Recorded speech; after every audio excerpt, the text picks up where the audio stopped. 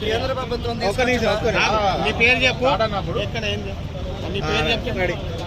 కేంద్ర ప్రభుత్వం తీసుకొచ్చిన హిట్ అండ్ రన్ చట్టాన్ని వెంటనే వెనక్కి తీసుకోవాలని డ్రైవర్లందరం కలిసి ఇక్కడ ధర్నా చేయడం జరుగుతుంది. 10 లక్షల రూపాయలు 7 సంవత్సరాల జైలు శిక్ష అంటే 10 లక్షలు ఉంటే మేము ఏదో బిజినెస్ చేసుకొని ఇంటి దగ్గర నివాసం గడిపెట్టున్నాం.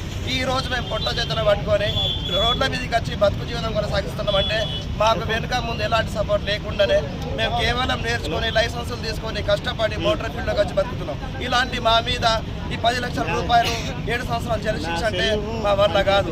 ఒకవేళ మా తప్పు లేకపోయినా ఎవరన్నా కావాలని కూడా మాకు కుదురుకున్నా కూడా పెద్ద వెహికల్ తప్పని జైల్లో వేసే అవకాశం ఎక్కువ శాతం ఉంది. కాబట్టి గవర్నమెంట్ వెంటనే దీని ఆలోచన చేసి ఈ చట్టాన్ని రద్దు చేసి సరైన నిర్ణయం తీసుకొని లైసెన్స్ లేని డ్రైవర్లకు నడిపినట్లయితే ఏదో శిక్ష తీసుకొచ్చి అతనికి శిక్ష వేయించి మిగతా డ్రైవర్లు అందరికీ అర్హులైన అందరికీ కాపాడి దేశాన్ని కాపాడాలి. డ్రైవర్ లేకుండా ఈరోజు దేశానికి మనుగడ సాగదు.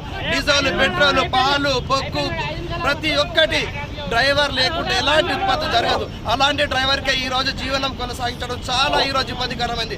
దయచేసి వెంటనే కేంద్ర ప్రభుత్వం ఈ చట్టాన్ని వెనక్కి తీసుకోవాలని డ్రైవర్లందరి తరఫున డిమాండ్ చేస్తారు.